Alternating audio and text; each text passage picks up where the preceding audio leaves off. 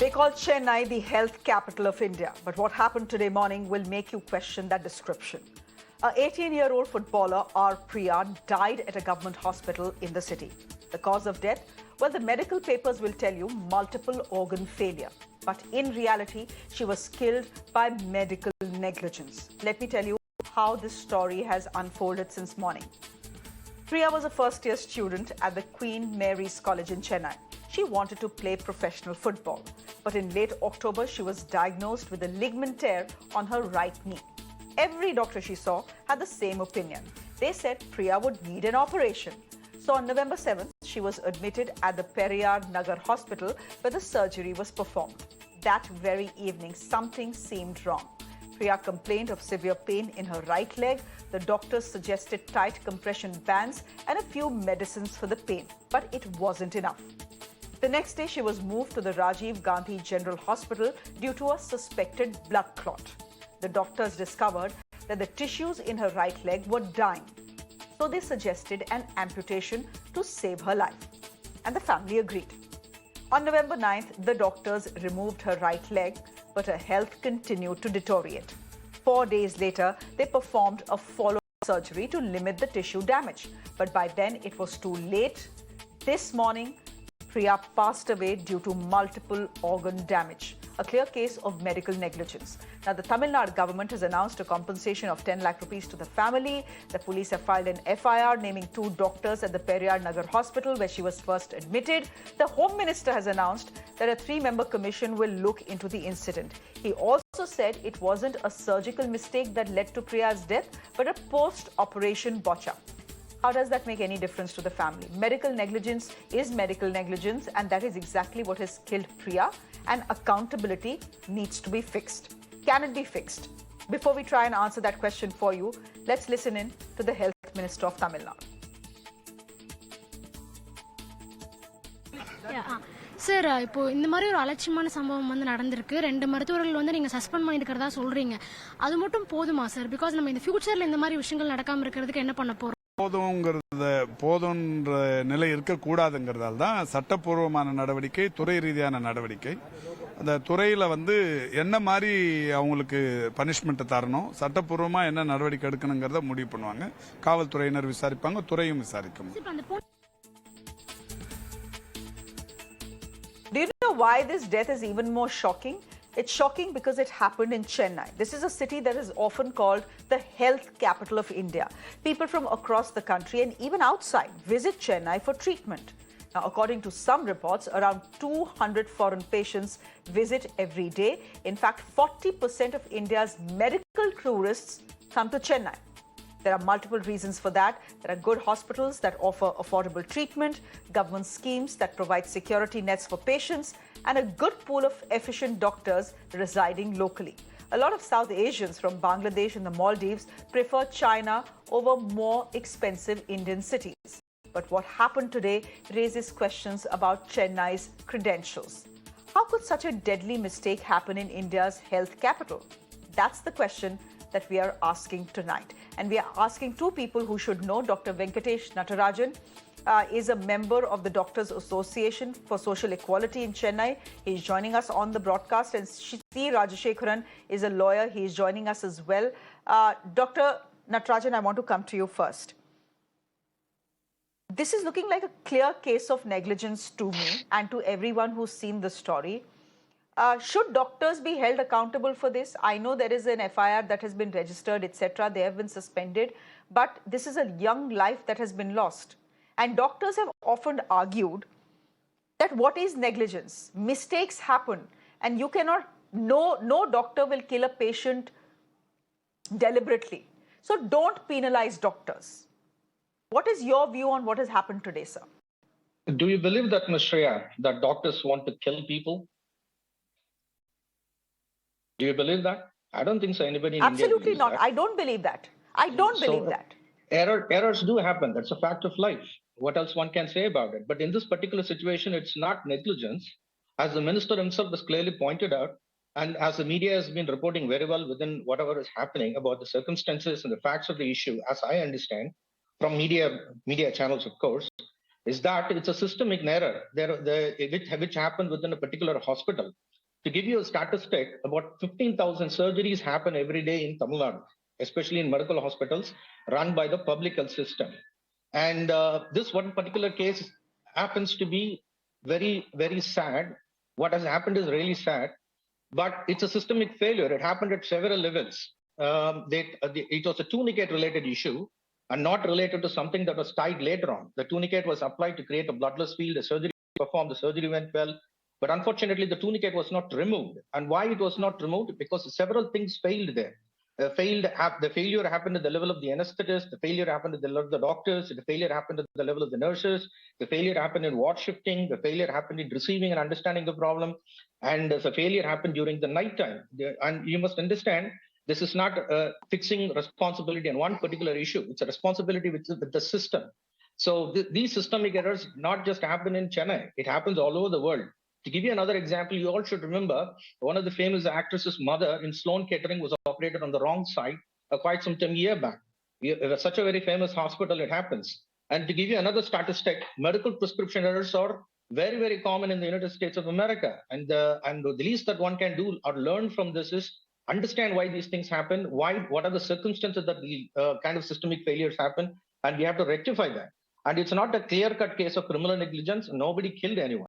It was a matter of failure at multiple levels, and we have to analyze why it is so. An expert committee has been appointed rightfully by the government of Tamil Nadu, and they're looking into the matter.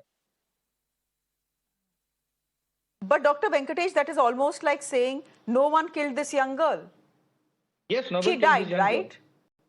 She died. She was Certainly fine, she died. and she died. She died of a systemic flaw. Nobody denies that. Nobody says it is not so. I don't think so there was any malintent. How do you punish a systemic flaw, sir? Systemic flaw has to no, be there wasn't. No, there wasn't. But how do you fix a systemic flaw? How do you fix a systemic flaw? How do you hold it accountable? It's easy to say systemic flaw. Nobody gets punished. No, accountability is never fixed. Ms. Shreya, it's not something which I say very loosely. A systemic flaw is not a term that is used very loosely. Systemic flaw implies failure at multiple levels. It's a shame on the system. And therefore, one is not easily inclined to use such terminology. And you ask the right question, how systemic flaw can be actually fixed. And for that, you need to look at and learn from international public health systems where such patient safety are in place. Do you know that doctors in Chennai, or especially those who are in public service, are overworked, 24 hours duties, 36 hours of duties, and people are not given any days off, and so many other problems, staff shortages, nurse shortages, temporary appointments. These are all some of the problems which we need to fix at the level. Infrastructure, buildings, machines, ventilators, they don't make good healthcare. What makes a good healthcare is doctors. And that is the level of accountability that needs to be fixed first.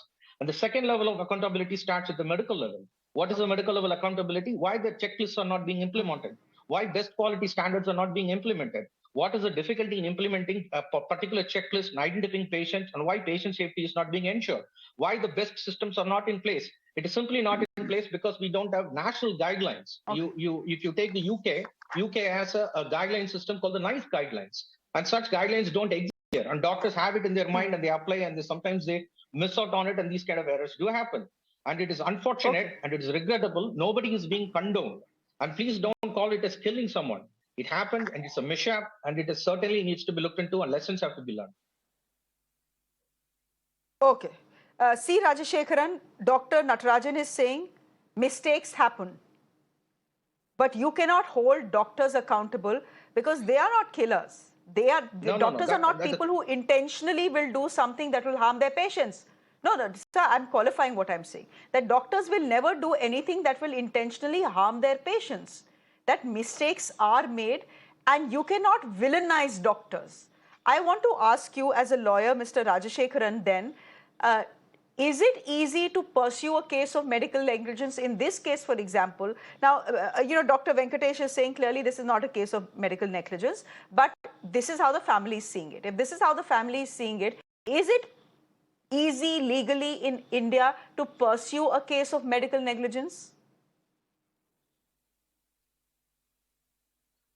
Priya, you have asked me a pertinent question with regard to doctors' professional ethics and their practice.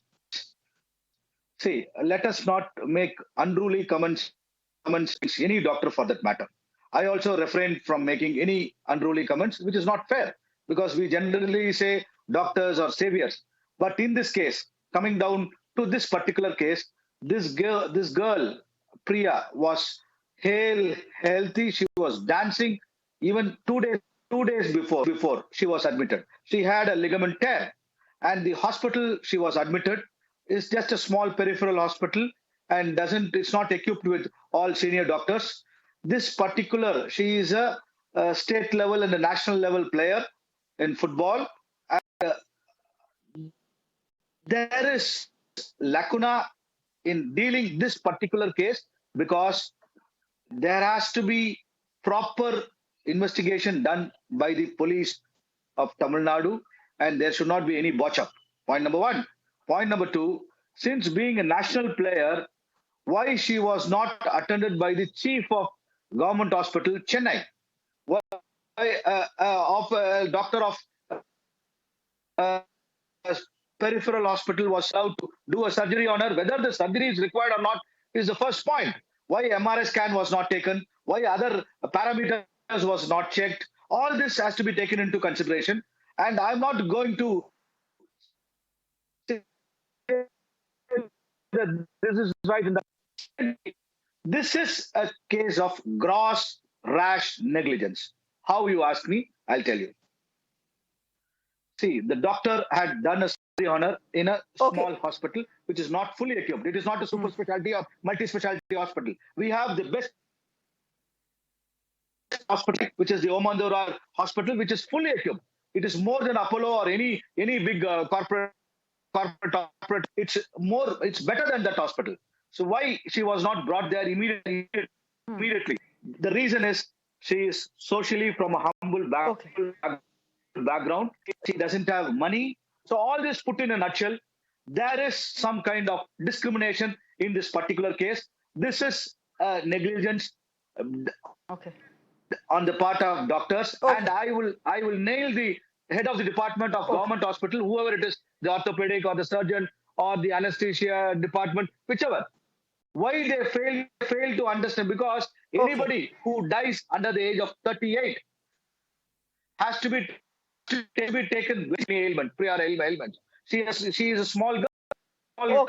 So we have essentially, she's a young girl. Priya was a young girl, and we have two divergent opinions. We have two divergent opinions here. Mr. Rajashekharan, you are saying with the facts you are pointing out that this is nothing but gross negligence. Dr. Venkatesh Natarajan is saying that this is a systemic failure, but you cannot hold just doctors responsible for this. No doctor will intentionally harm a patient, and I buy Dr. Venkatesh Natarajan's argument there. I'll just leave it there for the moment. Thank you very much. No, sir. Sir, I'm completely out of time. I'm afraid I'm completely out of time on this discussion because there are